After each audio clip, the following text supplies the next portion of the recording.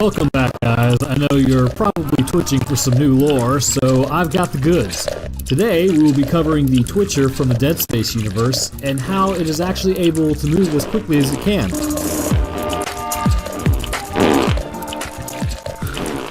First, let's get past the part that everyone knows is coming. If you are new here, please subscribe. I actually recently passed 100, which I am ecstatic about, and let's go ahead and keep growing. Also, I recently read that apparently YouTube isn't alerting y'all to my videos anymore if you aren't constantly watching them. In fact, my brother the other day told me that he didn't even know I was posting. So it's stupid, but smash that Notre Dame bell if you want to know every time I upload. So anyways, enough of that. Let's get back to the twisted forms of humanity redesigned by the Marker. So, first things first. What exactly is a Twitcher? A Twitcher, and no, not the people streaming on Twitch, is going to be a standard human in soldier armor that has been killed and turned by the Marker, just like the rest of the humans. However, these are typically going to be larger humans, than say normal like the engineers or the people on the Ishimura are, because they are security personnel. That being the case, a Twitcher is going to stand maybe a little taller than a slasher, but it's going to be more muscular than your average slasher. This apparent muscular benefit also means that it's going to be a lot stronger. Arguably, the worst part about the Twitcher is not its strength or even its size, but the fact that it can move faster than what humans can perceive. You see, soldiers had stasis units built into their armor, and as Hammond said, the infection process is doing something strange to these soldiers. They all have built-in stasis units in their body armor. The infection is merging the stasis units into their flesh or something, making them move fast. Real fast. Be careful. How did this stasis affect them, though?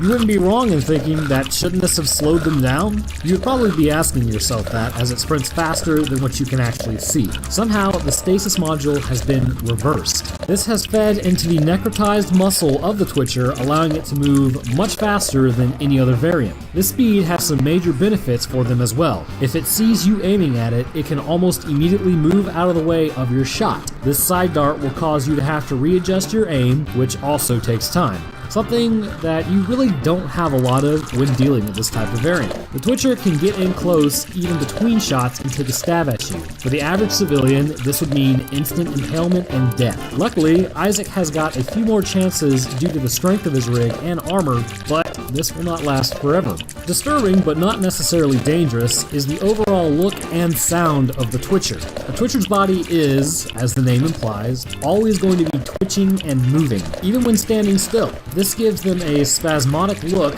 and makes you feel like it could really do anything at any time. You just cannot read these things' movements. Coupled with its speed, this makes it more than a little off-putting if it gets close to you. As stated, you can't actually read its movements to determine where it's going to go. The face is almost in complete contrast to the body, as it looks hollow and it's unmoving. The same expression, a 1,000-yard stare with no eyes, will remain constant. Occasionally the head will move in a blur from side to side, but still the facial expression never changes. Speaking of eyes, there are none, and it kind of raises a question: how exactly does it know where you are and where you're going to shoot? I've always wondered this, so if you know, let me know, as I would love to include that in one of my videos. But that doesn't stop me from theorizing why it does, so here is my theory on it. Due to the marker signal being inside of your head, it can communicate with the signal to learn your intent.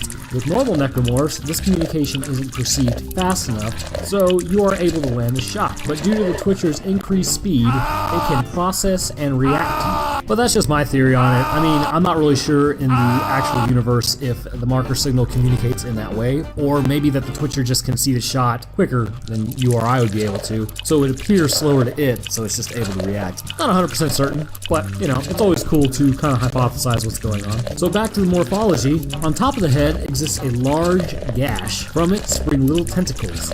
This is never really explained as to why they exist, they just exist. Where the brain used to sit is now hollow. This is where the tentacles actually spring out of. A Twitcher's skin will appear gray and dead. There will be slices on its body, probably indicating pre-mortem injuries. When getting close, they